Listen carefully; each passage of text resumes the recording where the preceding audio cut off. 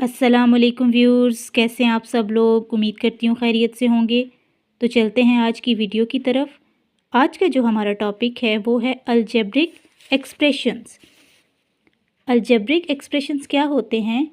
N algebraic expression is an expression which is made up of variables and constants along with at least one of the mathematical operation like addition and subtraction etc.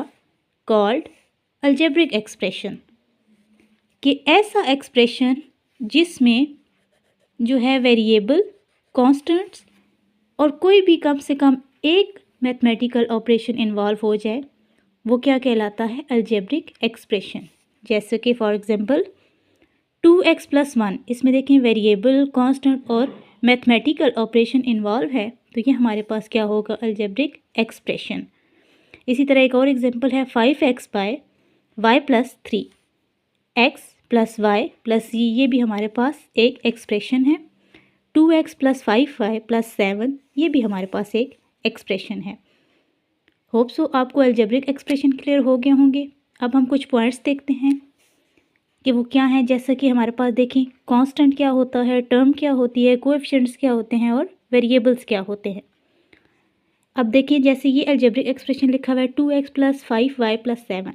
अब constant वो होता है कि जिसके साथ ऐसा number जिसके साथ कोई भी वेरिएबल इन्वॉल्व ना हो रहा हो, यानी कोई भी लेटर जो होता है x y z कोई भी वो इन्वॉल्व ना हो रहा हो, सिर्फ एक नंबर हो, वो हमारे पास होता है कांस्टेंट। जैसे यहाँ 7 के साथ कोई भी वेरिएबल जो है वो इन्वॉल्व नहीं है, यानी लेटर इन्वॉल्व नहीं है, तो ये हमारे पास 7 क्या होगा? कांस्टेंट। इसी तरह टर्म क्या होती है? टर्म जो होती है किसी भी इक्वेशन या फिर अलजेब्रिक एक्सप्रेशन में प्लस और माइनस के दरमियान जो चीज़ें करके लिखी होती हैं वो इटसेल्फ टर्म होती हैं। जैसे यहाँ पे देखें क्या क्या लिखा हुआ है 2x 5y 7, तो ये हमारे पास तीनों क्या होंगी? टर्म्स होंगी, 2x 5y और 7। इसी तरह कोएफिशिएंट्स क्या होते हैं? अगर सिर्फ नंबर हो जिसके साथ कोई भी जो है लेटर इन्वॉल्व ना हो, वो तो होता है हमारे पास कांस्टेंट। लेकिन ऐसा नंबर जिसके साथ कोई वेरिएबल, कोई अननोन वैल्यू या कोई लेटर इन्वॉल्व हो जाए, वो हमारे पास कहलाते हैं कोएफिशिएंट्स। जैसे अननोन यहाँ पे क्या है x एंड y, तो इसके साथ जो नंबर्स लगे हुए हैं 2 एंड 5, ये हमारे पास होंगे कोएफिशिएंट्स। तो यहाँ पे 2 एंड 5 हमारे पास क्या हैं? कोएफिशिएंट्स। वेरिएबल्स क्या होते हैं?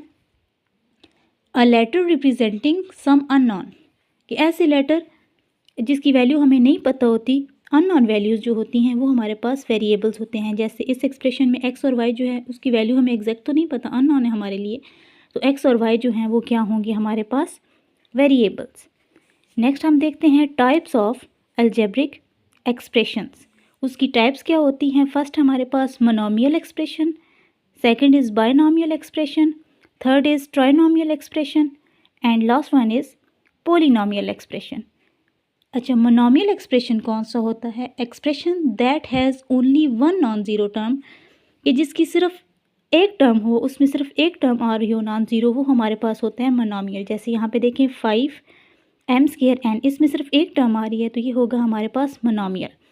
बायनोमियल वो होता है expression that has two non zero terms, के जिसमें दो नॉन ज़ीरो टर्म्स आ रही हों। जैसे 5x³ - 2y², देखिए इसमें 5x³ एक टर्म है, 2y² एक टर्म है, तो ये हमारे पास होगा binomial. Next is trinomial, expression that has three non zero terms, के ऐसा एक्सप्रेशन जिसमें तीन नॉन ज़ीरो टर्म्स आ रही हों, वो होता है हमारे पास ट्राइनोमियल। जैसे x² + y + 1, इसमें देखिए तीन टर्म्स आ रही हैं, एक x², दूसरी y और तीसरी 1, तो ये हमारे पास होगा ट्राइनोमियल एक्सप्रेशन। लास्ट हमारे पास पॉलिनोमियल एक्सप्रेशन। पॉलिनोमियल वो होता है कि जिसमें एक, दो या मोर देन टू जो है टर्म्स इन्वॉल्व हों, वो होता है हमारे पास पॉलिनोमियल। जैसे 3y⁴ + 2y³ + 7y² - 9y + 3, इसमें देखें तकरीबन 5 जो हैं वो टर्म्स आ रही हैं, तो ये हमारे पास होगा पॉलिनोमियल एक्सप्रेशन। आज के लिए इतना ही। अपनी नेक्स्ट वीडियो में हम जो है वो अलजेब्रिक फार्मूला देखेंगे। तब तक के लिए अल्लाह हाफिज़। लेकिन जाने से पहले मेरे चैनल को सब्सक्राइब करना और बेल आइकन को प्रेस करना मत भूलिएगा। अल्लाह हाफिज़, दुआ में याद रखिएगा।